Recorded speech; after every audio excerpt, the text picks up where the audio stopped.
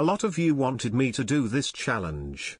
Well, more of you wanted me to tag team with Martin against a 100 rated player. But since, believe it or not, I'm pretty sure this is considered cheating, and I'm not interested in receiving a 72-page document, how about we do this one instead? The idea is simple. I challenge a low-level bot, and every so often Martin makes one of my moves.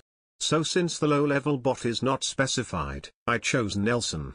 I know he's rated 1300, which makes him intermediate, but I have the unpopular opinion that he's overrated. And since the comment doesn't specify how many moves Martin plays, I'll make 2 moves in a row, then Martin makes a move. So without further ado, let's jump into the game. I'll start with e4. Queen to f6. Good thing Martin's turn is now, because if it was one move later, I'm pretty sure this would have been a typical 4-move scholar's mate game. This Nelson guy really loves to make his queen do all the work. Anyway, let's see Martin's move. Knight to c3. Very good, Martin. Okay, it's my turn. Knight to d5. I think I could have played d4 first, but that should be good enough. Especially since Nelson just made a massive blunder. I'll play d4. It's Martin's turn again. And of course, he's not gonna take the pawn on d4. And wow, he plays an even better move. This was Martin's first choice, but I was curious and repeated this position for Martin 50 times to see what moves he would play more, and he played this move only 2 times out of 50. So I guess it's my lucky day. Anyway, I have no idea what Nelson is doing here, but c3 is obviously the correct move. I'll take the bishop. Queen e6? Does Nelson know it's Martin's move? I see no other explanation for a guy that loves his queen so much to blunder it in such a tragic royal fork. But the important question is, will Martin see it? I think it's very clear to everyone here, that I never doubted Martin for a second.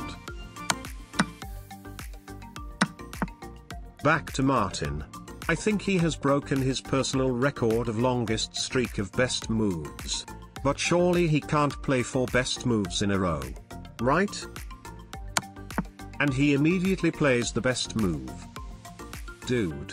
This is not his longest streak of best moves in a row, this is literally a statistical anomaly.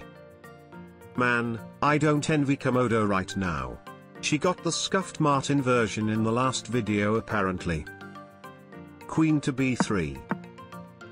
Let's trade more pieces so we can finish this quickly. Back to Martin. Knight g5. Well, I guess everything comes to an end. I'll put more pressure on the knight. More pressure? Well, since Martin has been playing like Alpha Zero today, he's probably gonna retreat the knight. Right? Well, it wouldn't have been a Martin game without at least one of these. I guess this confirms my theory that Martin's rating is a 1300 in openings, 200 in middle games, and -500 in end games. Anyway, 2 moves later Martin actually played a very big brain move, queen to f3. This looks like it loses the bishop on b4, but if Nelson took it, we would take the rook on c8 for free, because the bishop on d7 would be pinned. Educational moment from our friend Martin. The rest of the game is pretty straightforward, with a few backward steps that Martin isn't responsible for, of course. And the game ends with queen to h7, checkmate. I never thought these words would come out of my mouth. But I think Martin carried us today.